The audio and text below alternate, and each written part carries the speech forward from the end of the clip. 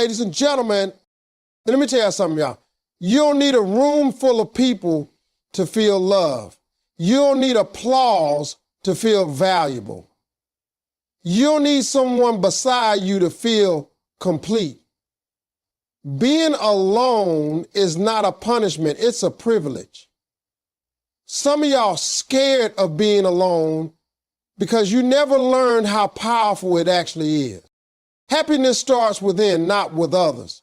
That truth might sound simple, but it's the hardest reality for many people to accept. So many of us have been conditioned to believe that joy, love, peace, and fulfillment all come from external sources, relationships, friendships, social media approval, or even material things. But real happiness doesn't come wrapped in someone else's affection or arrive when everything finally goes your way. It's something you build internally, something that begins when you learn to value your own presence and not depend on someone else's to feel good. Most people are afraid of being alone because they haven't taken the time to get to know themselves. They've distracted themselves with noise, people, and activity, never sitting still long enough to ask themselves what they actually like, what truly makes them feel alive, or what brings them peace. When you're alone, you face the rawest version of yourself. There's no audience, no performance, no filters, just you. And in that moment, you get a choice. You can either run from yourself, blaming the world for your unhappiness, or you can do the hard work of becoming someone you genuinely like. That's the root of happiness. When you stop looking outward and start going inward, everything changes. You stop chasing people who don't see your worth. You stop needing approval to feel important. You begin to trust your instincts, follow your values, and create a life that reflects who you are, not who people expect you to be.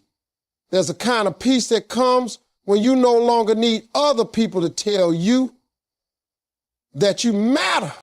Some people think happiness is about being constantly surrounded by others. But if you need a crowd to feel good about yourself, then what happens when the room empties? You're left with the person you were avoiding, yourself. That's why happiness has to start from the inside. It's about waking up in the morning and not needing a text from someone to feel seen. It's about being able to sit with silence and not feel anxious. It's about being enough without needing anyone to say it. The danger of building your happiness on others is that people are human. They change, they leave, they disappoint.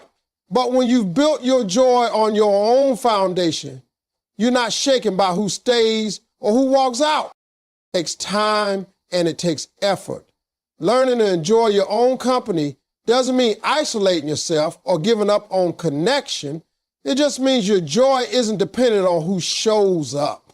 You can be happy when you're single, when you're in a relationship, or when you're surrounded by people.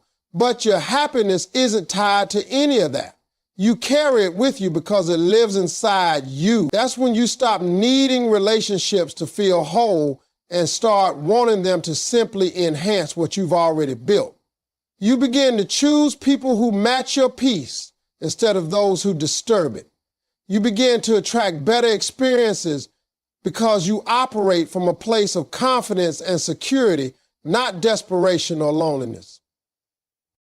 Happiness from within means taking responsibility for how you feel. It means refusing to let the world control your emotions.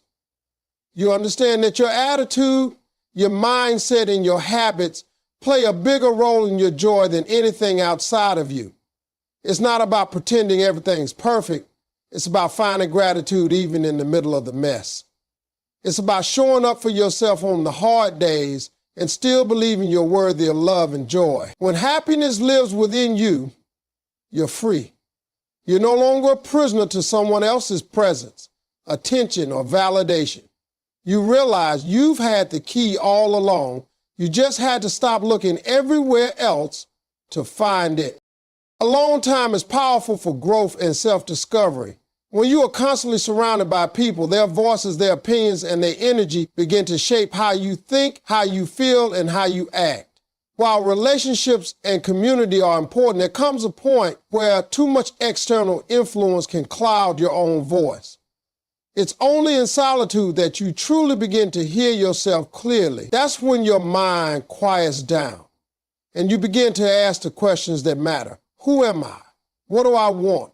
What do I believe in? What kind of life do I want to live? These questions don't get answered in a crowded room or during back-to-back conversations. They get answered in silence, in stillness, in the moments when it's just you and your thoughts. Spending time alone gives you the space to unpack your experiences and emotions without interference. You get to reflect on what hurt you, what healed you, and what you're still holding on to.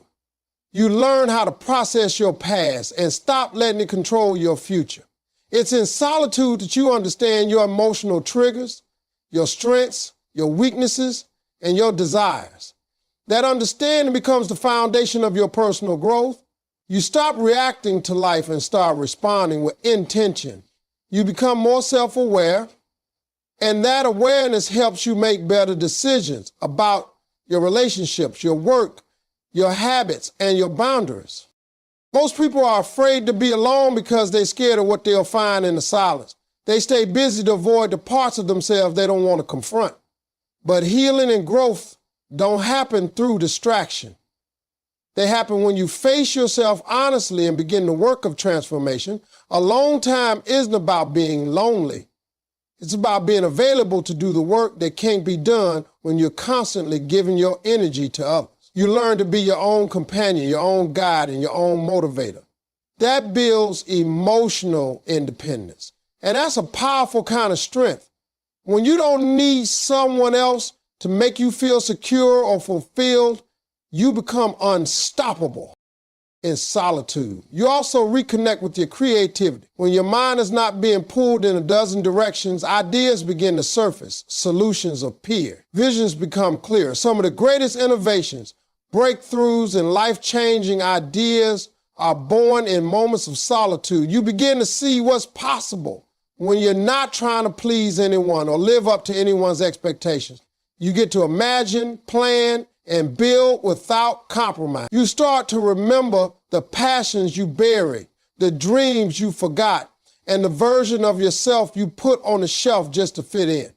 You begin to reclaim your identity and your purpose. Alone time also helps you reset. When you spend too much time engaging with others, especially in draining environments, you can lose touch with your own energy. Being alone allows you to recharge emotionally, spiritually, and mentally. It's like a detox from the noise of the world. It clears the clutter in your head so you can focus on what truly matters. You start to notice the small things again, the way you breathe, the sound of nature, the calmness in your own presence. That peace becomes addictive, not because it's quiet, but because it's real. When you embrace being alone, you learn how to hold space for yourself. You learn patience. You learn how to sit through discomfort without running from it. That's where true growth happens, not when things are easy, but when you're tested and you choose to stay and grow instead of escape. Alone time reveals your resilience. It shows you that you don't need constant company to be whole. You become someone who doesn't just survive in solitude, you thrive in it. Stop seeking validation and become your own cheerleader. One of the greatest roadblocks to inner peace and happiness is the constant need for approval from others. People live their lives trying to be liked, to be accepted, to be noticed, and to be applauded. Social media has made it even worse. Every like, every comment, every view becomes a silent measurement of self-worth.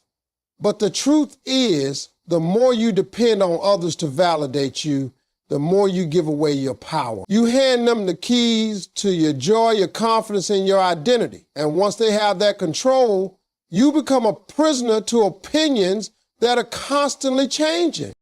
When you seek validation, you stop living for yourself. You start shaping your life around what others think is good for you. Even when your soul disagrees, you start second-guessing your dreams because someone else didn't clap. You suppress your voice because someone rolled their eyes. That's no way to live. You can't build a fulfilling life if you're waiting for someone else to sign off on your potential. The world is full of people who will doubt you, ignore you, or misunderstand you. But none of that matters if you already believe in yourself. When your confidence comes from within, the outside noise loses its power. Becoming your own cheerleader means showing up for yourself every single day, especially when no one else does. It means looking in the mirror and being proud of how far you've come, even if no one sees the battles you fought in silence. It's about reminding yourself that you are worthy even when others don't say it. When you clap for yourself, you stop waiting for others to give you permission to feel proud. You stop begging for recognition, and instead you become the source of your own encouragement. That kind of mindset builds emotional freedom. You no longer live in fear of rejection because your self-worth is not tied to acceptance. People will always have opinions, and many of them won't even know the full story. Some will criticize you out of jealousy, others out of ignorance. If you keep adjusting yourself to please everyone, you'll lose yourself in the process. That's why self-confrontation is not arrogance, it's protection. It's choosing to value your own voice above the noise. It's trusting your intuition when others question your choices. It's knowing that your value doesn't decrease based on someone's inability to see it. You begin to realize that the only validation that matters is the one that comes from your own soul. When you are your own cheerleader, you become resilient. You bounce back faster because you don't need applause to keep going. You know how to lift yourself when things fall apart. You celebrate your own wins, big or small, and that builds momentum. You speak kindly to yourself, not because life is perfect, but because you've learned that your inner dialogue shapes your reality. You stop being your own worst critic and start being your biggest supporter. That shift changes everything. It affects how you walk into rooms, how you handle failure, and how you deal with success. Confidence rooted in self-motivation is unshakable. It's not loud, but it's strong. It doesn't demand attention, it radiates from within. Learning to validate yourself is also an act of self-respect. It's about saying, I am enough, whether anyone else believes it or not. It's a commitment to stay loyal to your truth, even when it's unpopular. You begin to pursue your goals with boldness because you're no longer weighed down by the need for constant reassurance. You trust your progress, your process, and your purpose. You understand that not everyone will understand you, and that's okay. If you're not living for their approval, you're living for your peace, your growth, and your truth. Use solitude to chase purpose, not pity. Most people view being alone as something negative. They see it as a void that needs to be filled, a gap in their life that reminds them of what's missing. But solitude is not a curse. It's a calling. It's a sacred opportunity to go inward, to dig deep, and to uncover the life you were meant to live. When you're alone, you're not being punished. You're being prepared. Solitude gives you space to disconnect from distractions, opinions, and noise, so you can reconnect with clarity, focus, and truth. Instead of using that time to feel sorry for yourself or dwell on what's not going right, you can use it to chase your purpose with undivided attention.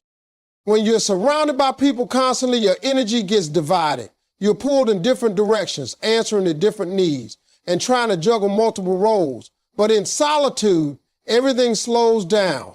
The fog clears. You have the chance to ask yourself honest questions about where you're going, what you want, and why you're doing what you're doing. It's in those quiet moments that your true purpose begins to rise. You stop living by default and start living with intention. The goals that once felt distant begin to feel reachable because now you have time to strategize and move with purpose. You no longer feel the pressure to match someone else's pace because you finally focus on your own path. Purpose doesn't scream, it whispers. And you can only hear it when you're still. If you keep avoiding solitude and distracting yourself with company just to avoid feeling lonely, you'll miss the calling that's meant for you. Pity is easy. Anyone can sit and complain about what's not going right or who's not there for them. But purpose requires discipline. It requires using your alone time wisely. You have to choose to see solitude as fuel, not failure. Every moment you spend alone can be invested into becoming the best version of yourself. You can use that time to read, to write, to plan, to work out, to learn, to heal, and to grow. When you replace self-pity with self-development, everything in your life starts to shift. You gain momentum. You build confidence. You start to feel proud of yourself again, not because someone else told you to be, but because you know you've been putting in the work.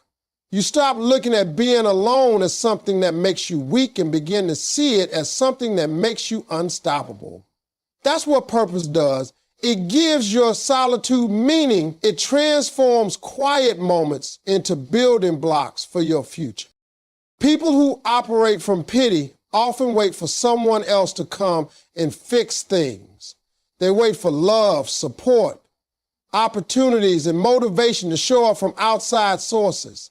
But people who operate from purpose don't wait. They create. They turn their alone time into something powerful. They make progress while others are complaining. They choose action over excuses, growth over gossip, and movement over misery. And the more they do it, the stronger they become. Solitude becomes a superpower, not a sadness. The world often tells you that you need a partner, a crowd, or a following to be fulfilled. But purpose doesn't need an audience. You can build something extraordinary in silence. You can create a vision and start executing it step by step, even if no one is watching. You don't need a cheerleading squad when your mission is clear. You just need focus, faith, and consistency. Solitude gives you the space to cultivate those things without distraction. It allows you to fall in love with the process and trust that the right people, the right moments, and the right breakthroughs will come when they're supposed to. Train your mind to be peaceful without company. In today's world, silence is almost seen as a threat, and being alone feels unnatural to many people. We're constantly surrounded by noise.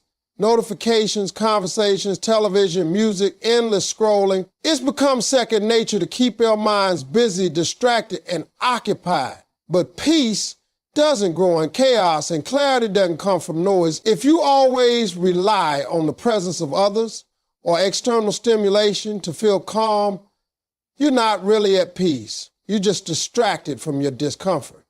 True peace is when you can sit with your thoughts alone in silence and not feel uneasy or incomplete. That kind of peace comes from training your mind just like you would train your body or your skills. At first, being alone with your thoughts may feel uncomfortable. You may feel restless, anxious, even bored. But those feelings are not signs that something is wrong.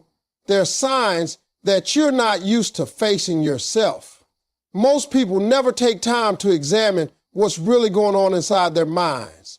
They move from one distraction to the next, hoping to outrun their fears, insecurities, regrets, and doubt. But the more you run from yourself, the less peace you have. Training your mind to be peaceful means facing those emotions instead of running. It means allowing yourself to sit in the discomfort and letting it teach you instead of fearing it. This training doesn't happen overnight. It requires small steps, like taking a walk without your phone, sitting in silence for a few minutes a day, or journaling your thoughts instead of venting them to someone else. It means creating space in your day to be still, to breathe deeply, and to listen to your own inner dialogue. Over time, you start to notice your mental habits. You catch negative self-talk worry, and overthinking more quickly. And because you're not avoiding them with outside distractions, you actually begin to change those habits. You start replacing fear with faith, anxiety with mindfulness, and confusion with clarity. Peace without company is a skill, not a personality trait. It's not reserved for monks or introverts.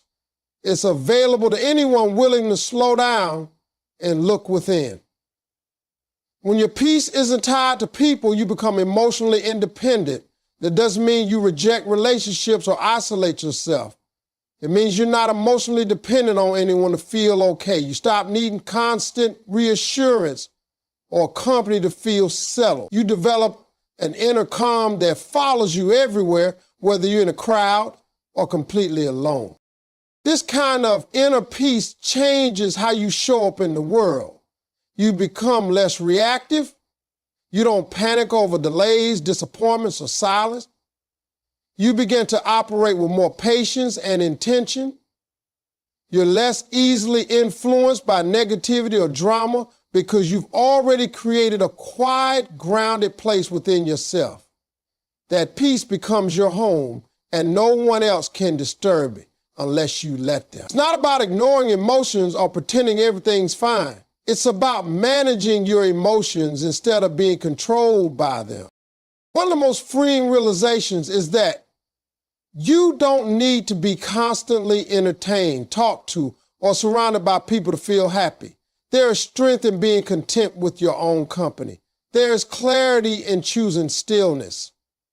There's wisdom in listening before speaking, observing before reacting, and reflecting before judging. When your mind learns to find calm in solitude, you unlock a new level of freedom. You don't fear silence anymore. You welcome it. You don't dread being alone. You embrace it. Because you know that peace was never outside of you to begin with. It was something you had to practice, to develop, and to protect. Loneliness is a mindset. Switch it with gratitude. Many people confuse being alone with being lonely, but those two are not the same. Loneliness is a feeling that grows out of lack of connection, lack of companionship, lack of attention. But being alone is simply a state of physical solitude, and it doesn't have to carry emotional weight. The feeling of loneliness comes from the stories we tell ourselves when we are by ourselves. We start to believe that we are missing something essential, that our life is incomplete without another person, or that we are somehow less valuable because no one is currently beside us. But all of that is created in the mind, and the mind can be trained to see things differently. When you shift your focus from what's missing to what's present, from lack to abundance, that's when loneliness begins to fade and gratitude starts to grow. Gratitude is one of the most powerful tools to fight loneliness because it shifts your mindset from victimhood to empowerment. Instead of waking up and thinking about who isn't calling, who walked away, or who doesn't understand you, you start waking up and noticing what is still working in your life. You notice the breath in your lungs, the roof over your head, the food on your plate, and the strength you have to keep going. You stop needing something dramatic to happen to feel thankful. You begin to value the little things that so many people take for granted. That appreciation fills the emotional space that loneliness once occupied. Every time you feel alone, it becomes a moment to practice gratitude. You get to look inward and reflect on how far you've come, how many storms you've survived, and how much you've grown even when no one was clapping for you. You start to see solitude not as punishment, but as preparation. When your heart is full of gratitude, it becomes difficult to dwell in sadness, not because you ignore your pain, but because you no longer allow it to be louder than your blessing. Gratitude doesn't erase your struggles, but it helps you carry them with more grace. It gives your mind a new direction, a new narrative, one where you're not constantly wishing for something more, but deeply honoring what already is. This change in mindset also affects how you view yourself. When you stop defining your worth based on your relationship status, your friend circle, or your social interactions, you start valuing yourself as a whole, complete person. You no longer see being single or spending time alone as something to be fixed. You see it as something to be embraced. You realize that peace, joy, and meaning don't come from other people filling your life, but from you learning to feel your own soul first. And the more grateful you become, the more emotionally rich your life begins to feel. Gratitude also teaches you presence. Loneliness often grows from constantly living in the past or worrying about the future, thinking about the people who left or the ones who haven't arrived yet. But gratitude brings you into the now. It grounds you in the present moment and helps you find joy in what you have right now. Whether it's a quiet morning, a cup of coffee, a favorite song, or a moment of stillness, gratitude opens your eyes to see that you are never truly lacking. You just forgot to look closely enough. It takes intention and repetition to rewire your mindset. At first, it might feel forced or unfamiliar to practice gratitude when you feel alone. But over time, it becomes natural. Your mind starts searching for the good instead of the gaps. Your heart begins to rest instead of ache. You carry yourself differently because your identity is no longer rooted in what's absent, but in what's abundant. You begin to realize that being alone is not the enemy. Being ungrateful is. Gratitude doesn't just change how you feel when you're alone. It changes how you live altogether.